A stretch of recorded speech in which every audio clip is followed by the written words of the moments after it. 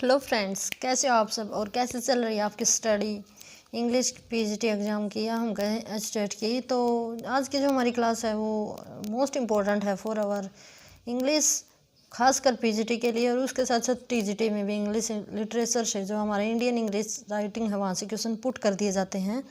तो बने रहिए मेरे साथ। आज की हमारी क्लास है वो है जयंता महापात्रा की, जो कि इंडियन राइटर हैं। तो उनके बारे में उनके कुछ लाइफ से जुड़े फैक्ट पढ़ेंगे, एज वेल एज उनके जो मोस्ट इम्पोर्टेंट वर्क्स हैं, उन्हें जो अवार्ड्स मिले हैं, उन सब के बारे में हम डिस्कस करेंगे। तो मेरे साथ बने रहिए। Let's start. सबसे पहले हम बात करते हैं कि जयंता महापात्रा बोर्न इन 22 अक्टूबर 1928 में इनका बर्थ हुआ था। डेथ अभी हुई नहीं है, एट प्रेजेंट ये अपना काम कर रहे हैं।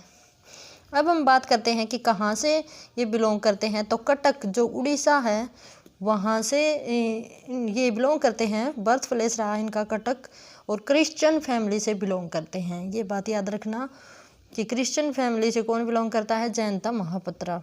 अब हम बात कर लेते हैं इनके जो अवार्ड्स हैं उनकी।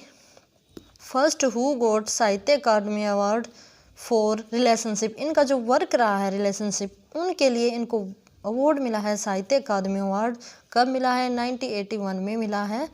ठीक है गाइज। और इसके साथ साथ इनको 4th हाईएस्ट ऑनर भी मिला है। तो वो कौन सा है? पद्म श्री। जैसे आप हम देखते हैं कि पद्म विभूषण, पद्म भूषण, पद्म श्री, भारत रत्न। तो ये 4th है हमारा जो हाईएस्ट अवार्ड है। ओके। अब हम बात कर लेते हैं कि his first poem volume at the age of 43। इन्होंने अपना फर्स्ट पोएम्स का वॉल्यूम कब निकाला था? तो वो 43 की एज में निकाला था।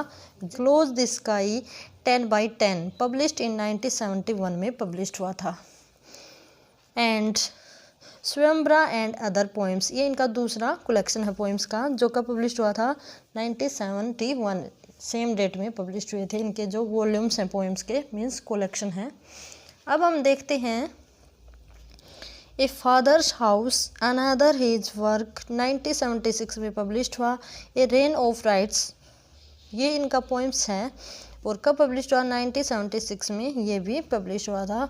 वेटिंग इन 1979 में वेटिंग है वो पब्लिश्ड हुआ था। अब हम बात करें द फॉल्स स्टार्ट इन 1980 में पब्लिश्ड हुआ था।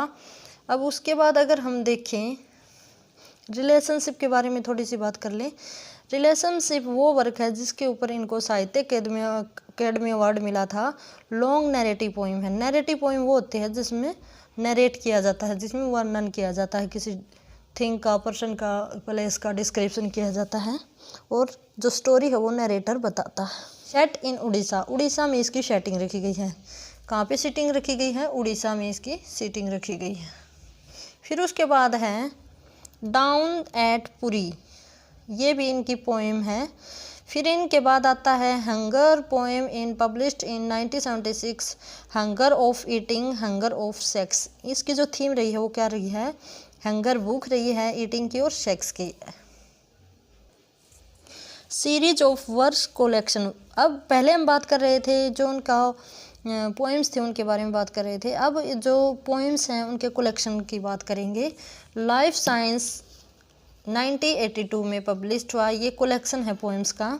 और dispossessed nest 1988 about Bhopal gas tragedy, और क्या कहता है कि और खालिस्तान इशू, इनके बारे में इन्होंने डिस्क्रिप्शन किया है। जो ये डिस्प्रेस्ड, ये जो इनका वर्क रहा है।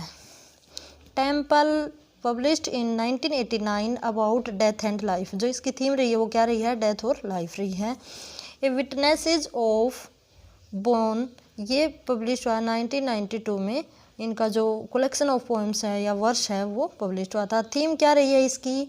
The level of national importance and Mahatma Gandhi his principles, ये इसकी थीम रही है। A witness of bone.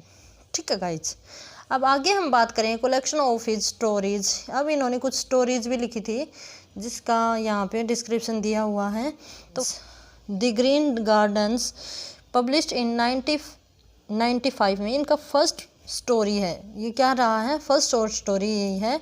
उसके बाद हम बात करेंगे इनके वॉल्यूम्स ऑफ वर्सेज हैं। शैडो स्पेस बेयर फेस 2001 में पब्लिश हुआ है, और शैडो स्पेस 1991 में सेवन में पब्लिश हुआ है। रैंडम डिसेंट पब्लिश्ड इन 2005 में, वॉल्यूम ऑफ हिज पोइट्री, ये वॉल्यूम है इनकी पोइट्री की।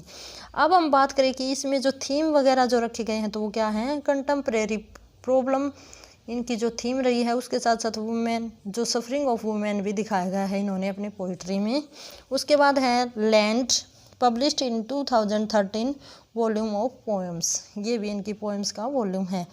The dance of the peacock, ये काफ़ी इंपॉर्टेंट है, मोस्ट इम्पॉर्टेंट, ये पूछ लिया जाता है कई बार एग्जाम में कि the dance of the peacock poem published in anthology by Hidden Brook Press Canada, ये जो मैगजीन है anthology by Hidden Brook Press Canada के थ्रू पब्लिश्ड हुई है। इनका जो वर्क है, पोएम है the dance of the peacock.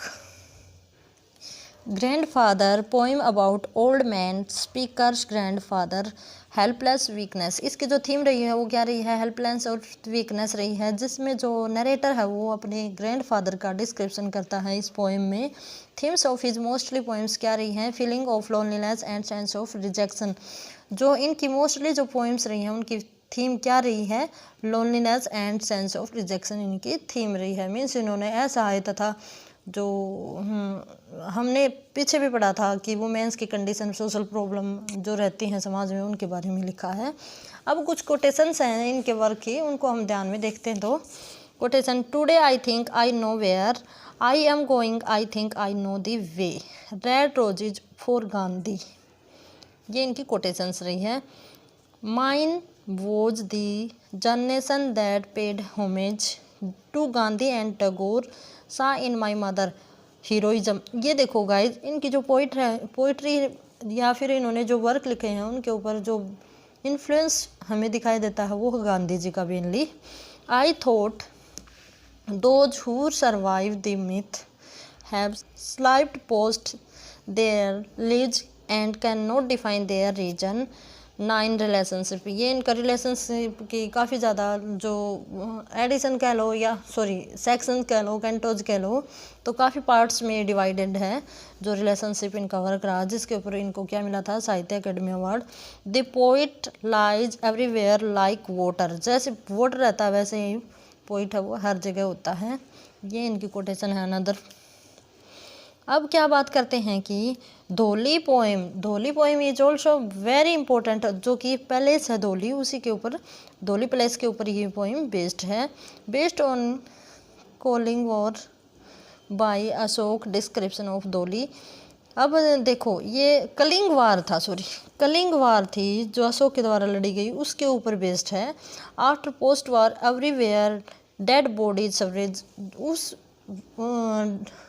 Incident का जो पहले हुआ था अशोक की कलिंग वॉर के समय, उसका इन्होंने यहाँ चित्रण किया है, डिस्क्रिप्शन किया है कि जब युद्ध खत्म हो जाता है तो सारी जगह पे क्या स्प्रेड हुई है, डेड बॉडीज, तो ये बात इन्होंने दिखाई है। तो गाइस इसी के साथ जो हमारा हमने वर्क किया जयंता महापात्रा के, वे सारे कंप्लीट हुए। काफ़ी ज़्यादा इम्पोर्टेंट रहता है, मॉडर्न हमारे राइटर रहे हैं जिन्होंने काफ़ी सारे वर्क लिखे हैं। इंग्लिश में हमारे जो इंडियन इंग्लिश राइटिंग है वहाँ इनसे रिलेटेड काफ़ी क्वेश्चन पूछ लिए जाते हैं, तो ये भी इम्पोर्टेंट बनता है। और इसी के साथ having good day, best of luck for your state exam.